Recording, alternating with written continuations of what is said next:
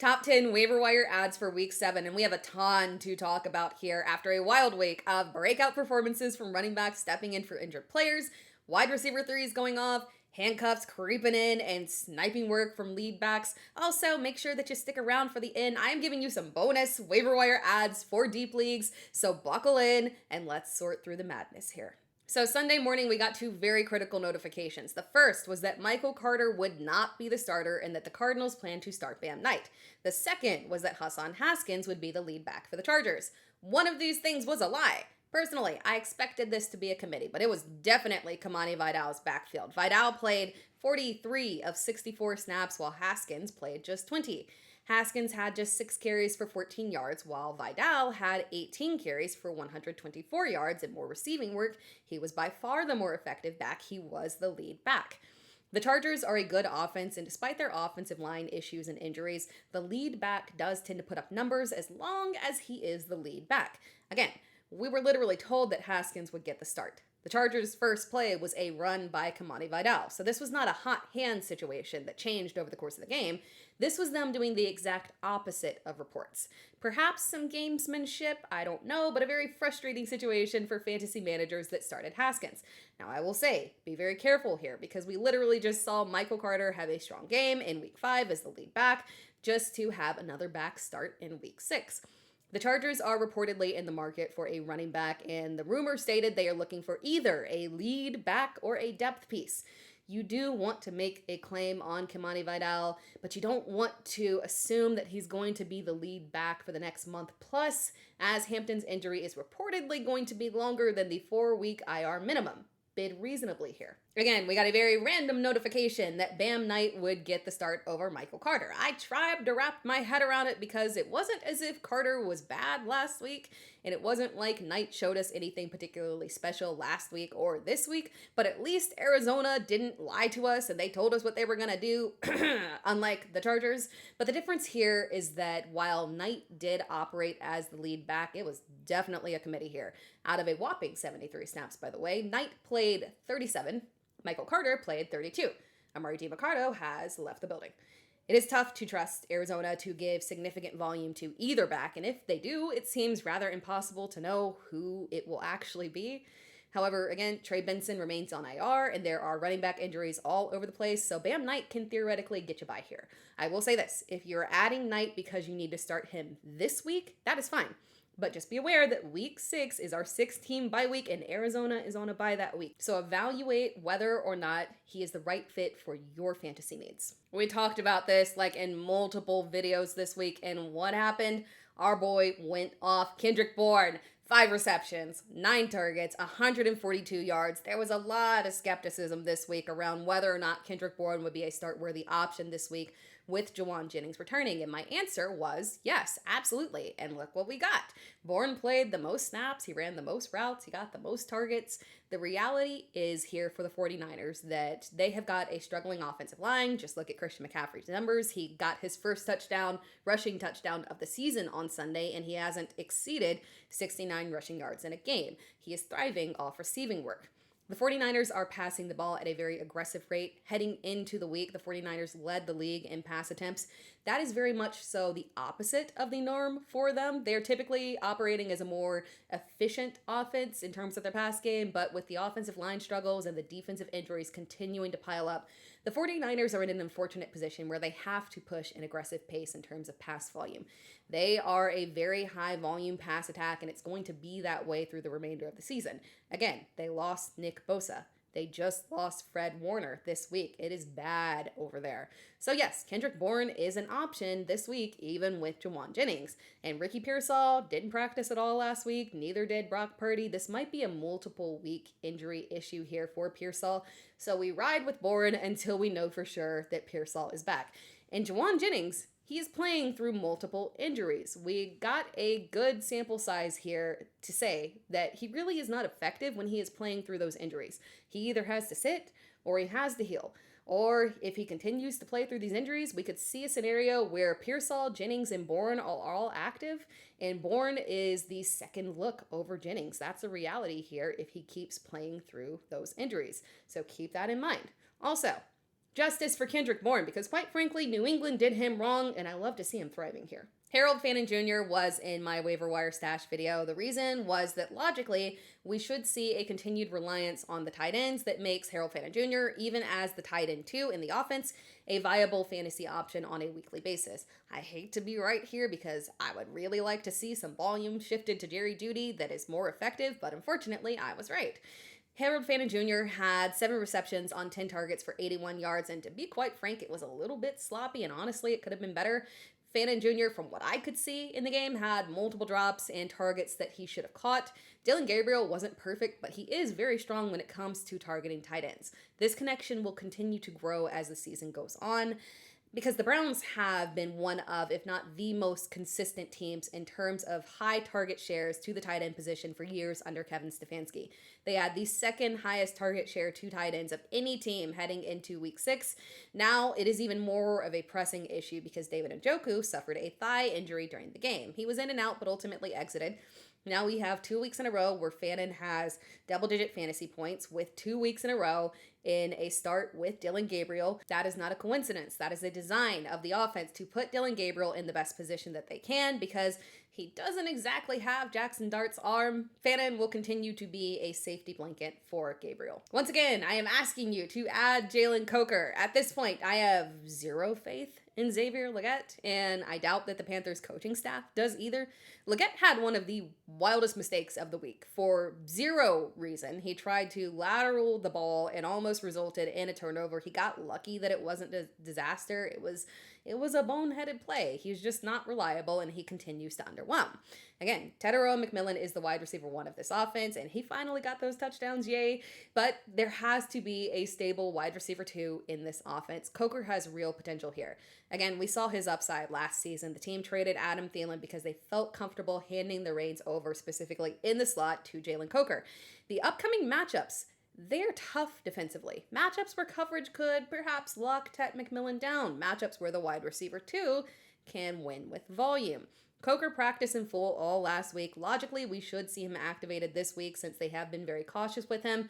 I would expect their plan was to hold him until he was fully ready to play. Add him now. Get in here, people. You know that I have been waiting for Kayshon Boutte to have a breakout game.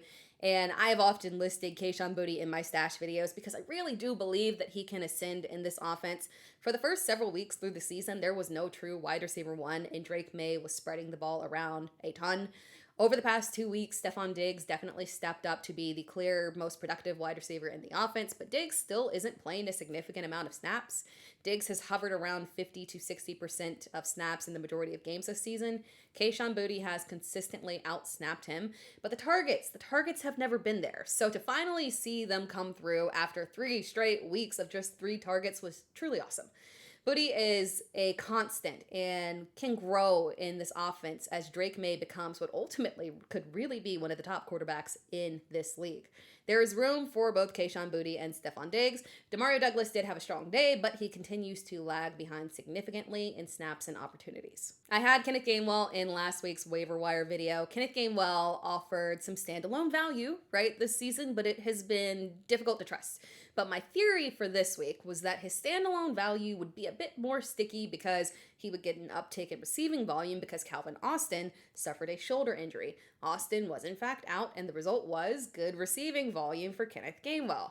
The Steelers, and maybe honestly it's truly just Aaron Rodgers, but regardless of who it actually is, the Steelers do not trust any receivers past DK Metcalf and Calvin Austin. So if Austin is out, those targets aren't going to another receiver. Austin didn't practice at all last week, and it seems like this could be a multi-week injury here. Gainwell would fall into the usable RB3 range and can pass as a spot start if you need him. That spot start might be this week because Kenneth Gainwell has a very favorable matchup against Cincinnati. He's got standalone value, and he is a high-end handcuff. Another waiver wire stash here. Tyjae Spears made his season debut way back in week 5. It was underwhelming. Just 25% of snaps, 4 carries, 14 yards, no receptions. But I said in the stash video that might just be the result of a slow ramp up because he was coming off an IR stint with a high ankle sprain, and that does warrant caution. And I think after this week, I can say that I was right here. And this is exactly what I feared with Tony Pollard. Pollard's production was mediocre last season when Spears was healthy. And here we go. Week 6, Spears outsnapped Pollard. Spears played 36 snaps compared to just 26 by Pollard. What makes this production sticky is that Spears likely gets the edge when the Titans are playing from behind, and the Titans are playing behind from a lot because they are bad, unfortunately. Spears offers real standalone value here. The upside isn't massive because the Titans at this point are truly awful, unfortunately, so that's why Spears is further back in the list behind a guy like Kenneth Gainwell, but he is still a solid add. Was it a fantastic day for Elic Ayomanor that inspires you to add him on waivers? No, absolutely not. But Calvin Ridley exited the game with a hamstring injury, and when it comes to hamstring injuries, we talk about it all the time. We know that these are often multi-week absences, especially for older receivers, and Calvin Ridley, love him dearly, he is 30. Before last week's offensive explosion for Calvin Ridley, Elic Ayomanor was operating as the wide receiver one. He was the one getting more receptions, more touchdowns, better opportunities. It wasn't anything special, and we were not starting him, but it did happen, so we have to take it seriously that Ayomanor could have a higher fantasy impact if Ridley is out. Again, the injury is a hamstring injury, and Ridley was ruled out fairly quickly and did not attempt to come back in.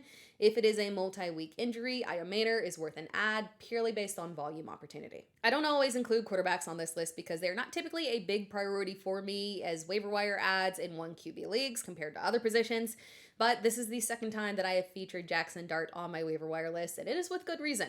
Dart is somewhat matchup proof here because he has serious rushing upside.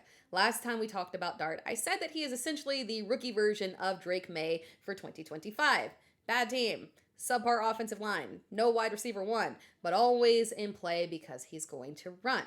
Jaxson Dart threw for under 200 yards and just 1 touchdown. For a pocket passer, that's a bad day. But when you add 13 carries for 58 yards and 1 very impressive touchdown run, you are a strong streaming option even in bad matchups. Now, week 7 is a terrible matchup. But after that, Dart faces a Philadelphia defense that he just embarrassed, then a struggling San Francisco defense, and a very vulnerable Chicago defense. Plus, jump to the fantasy playoffs, and you get Washington, Minnesota, and Vegas. Minnesota is the only issue there, but they are a very beatable defense. Dart has QB1 upside rest of season. Oh, we're not done. I said that I was giving you bonuses this week because the injuries are out of control, and there are several players that we need to talk about for deeper adds. Also, friendly reminder, guys like Kendre Miller and Jaden Blue are still solid stashes, but let's dive into more waiver wire adds for deeper leagues. The unimaginable happened. I am in pain. Seriously, I'm not joking here. This one hurt above all injuries. We lost Emeka Egbuka to a hamstring injury. These hamstrings are out of control. I would literally give my own hamstring to Emeka if I could. It would be a little short, but it would be functional. Sadly, he is out, ruled out pretty quickly here, so we know what that means. Likely out for this week, maybe more. Mike Evans didn't practice at all this past week. Chris Godwin was out with an injury. Hopefully one of these 3 plays, but if not, Baker Mayfield is throwing it to somebody. Sterling Shepard was the favorite here, but whoops, he was out-snapped by Tez Johnson, and he was tied for snaps with Kameron Johnson.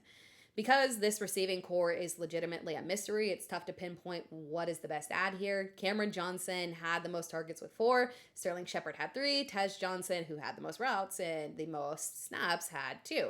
I don't want to particularly massively bid on any of them because I don't have a ton of faith here. My lean is towards Tez Johnson because he got the most snaps. Perhaps they want to lean into the speedy electric rookie, right? More so than the stable veteran in Shepard. But because we don't truly know, proceed with caution. They're worth an add in deeper leagues. Lean toward Tez, but all technically could be viable. Let's keep this one short and sweet. Marvin Harrison Jr. is in concussion protocol. He could play this week, but if he doesn't, Zay Jones is a viable streaming option in deeper leagues. Michael Wilson also injured himself, but he did appear to play through it. Jones stepped into an increased role, had the most snaps, ran the most routes, had the most targets. That's pretty sticky production. Monitor Marvin Harrison Jr. and add Jones if necessary. I want to apologize on this one. This was a big miss for me. I don't know, honestly, how I missed it because, you see, I actually roster Michael Mayer and Brock Bowers in a dynasty league. I keep Mayer around because the Raiders see him as a direct replacement for Brock Bowers if he is injured. We know that they value him because multiple teams called on the Raiders this offseason to inquire about Mayer, and the Raiders refused to trade him. The problem was that Mayer was injured too. He's been out here for multiple weeks, so it never crossed my mind to check and see if he was finally active. And he was active, and he had a big day as the clear tight end one. So if Bowers is out and you need a streaming option at tight end, Mayor is your guy. Jordan Whittington, truthers, now is your time to shine because sadly, Puka Nacua has an ankle injury, and Sean McVay's post-game quote was that he didn't know if Puka would play next week. Mind you, they travel overseas to London, so that adds an additional complication. If Puka is unable to play, I would expect a hefty dose of volume to Devontae Adams, but someone else will step up there. The Rams won this week, but they did look a complete mess. Pass volume was far lower than typical. Stafford has been over 40 attempts for the past 2 weeks. The Jags' defense is decent, but I would expect a bounce back here from Stafford this week, and someone has to step up in the receiving core. Whittington is the next logical move. So Lil'Jordan Humphrey is not technically on the active roster right now, but logic would say that if Darius Slayton can't go, that he would be active. Slayton didn't practice at all last week, but it was on a short week, so that does make sense. If Slayton can't play this week, we would likely see similar involvement from Humphrey. Wan'Dale Robinson operated as the wide receiver 1, and I expect that to continue, but they need a bigger receiver as well. We thought that might be Beau Collins after seeing an increased role in week 5. That did not happen. He got 6 snaps and 0 targets. Jalen Hyatt was involved, but again, they were very intentional about this use for Humphrey as a deep threat.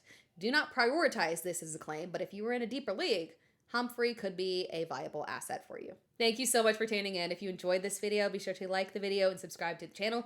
You can find me across all social media platforms at It's Tara Time, so make sure that you are tuned in because I'm bringing you fantasy football content all season long. Every week I've got you covered. Top waiver wire ads, live shows, live Q&A, all that good stuff where you can ask me questions directly and so much more.